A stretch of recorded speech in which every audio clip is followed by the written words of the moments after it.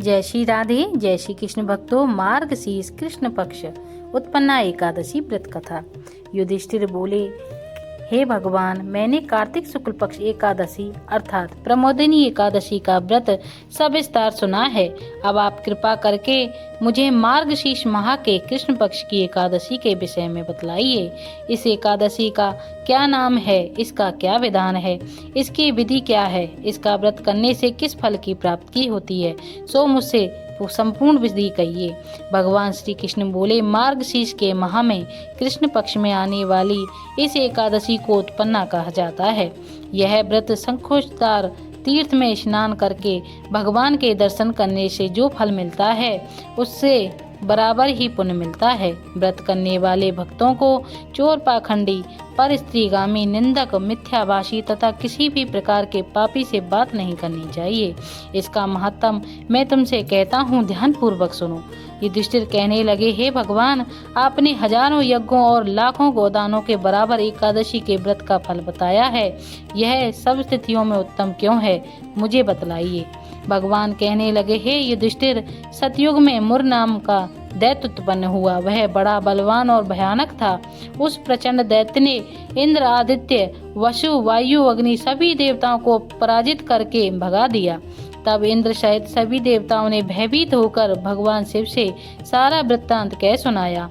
वे बोले, हे कैलाशपति, मुर दैत्य से भयभीत होकर सभी देवता मृत्यु लोक में फिर रहे हैं। तब भगवान शिव कहने लगे, हे देवताओं, तीनों लोकों के स्वामी, भक्तों के दुखों का नाश करने वाले भगवान विष्णु की शरण में जाओ। वे ही तुम्हारे दुखों को दूर कर सकते हैं। शिव जी के ऐसे वचन सुनकर सभी देवता क्षीर सागर में पहुँचे। वहाँ भगवान को शयन करते देखकर हाथ जोड़कर बोले, हे भगवान, हम आपकी स्तुति करते हैं। सभी देवताओं की स्तुति के योग्य होने वाले भगवान, हम आपको बारंबार नमस्कार करते हैं। हमारी रक्षा करो। हे मधुसूदन, आपको नमस्कार है। और दैत्यों से भयभीत होकर हम सब इधर उधर घूम रहे हैं। हम आपकी शरण में आए हैं। अब आप इस संसार के कर्ता धर्ता भी आप ही हैं। आप ही उत्पत्ति और पालन करता और संहार करने वाले हैं। सबको शांति प्रदान करने वाले हैं। आकाश और पाताल भी आपकी ही के हैं। पितामह ब्रह्मा, सूर्य, चंद्र, अग्नि, सामग्री, होम, आहुति, तंत्र, मंत्र, जप, यज्ञ सब आप ही हैं। आप ही कर्ता धर्ता हो। आपके सिवा तीनों लोकों में चर अचर कुछ भी नहीं है। हे भगवान, दैत्यों ने हमको जीतकर स्वर्ग से भगा दिया है। हम सब देवता इधर उधर भागे फिर रहे हैं। आप उन दैत्यों से हम सब की रक्षा करें। इंद्र के ऐसे वचन सुनकर भगवान विष्णु कहने लगे, इंद्र, ऐसा मायावी दैत्य कौन है जिसने सब देवताओं को जीत लिया? उसका नाम क्या है? उसमें कितना बल है और किसके आश्रय में है तथा उसका स्थान कहाँ है? यह सब मुझे बताओ। भगवान के ऐसे वचन सुनकर इंद्र बोले, भगवान, प्राचीन समय में एक नाड़ीजंग नामक राक्षस था। उसने महापराक्रमी और लोक विख्यात मुर नाम का एक पुत्र हुआ। उसकी चंद्रावती नाम की नगरी है। उसी ने सब देवताओं को स्वर्ग से निकालकर वहां अपना अधिकार जमा लिया है।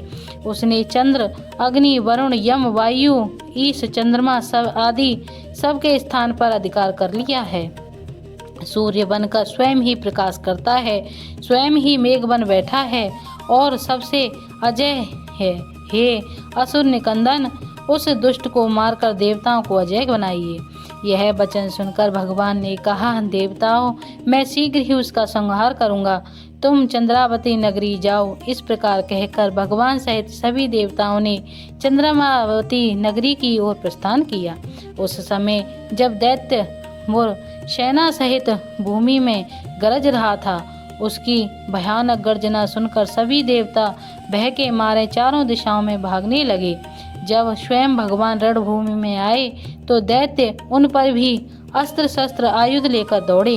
भगवान ने उन्हें सर्प के समान अपने बाणों से बींध डाला। बहुत से दैत्य मारे गए, केवल मुर दैत्य बचा। वह अविचल भाव से भगवान के साथ युद्ध करता रहा।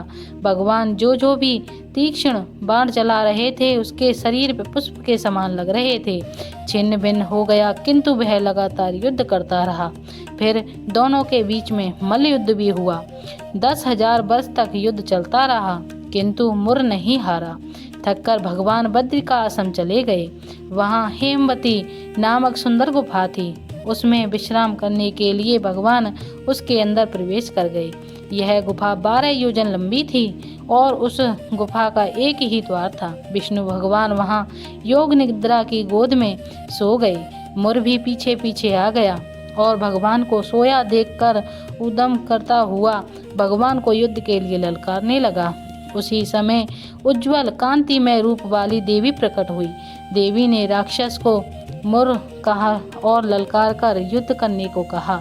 उसे देवी ने तत्काल ही मौत के घाट उतार दिया।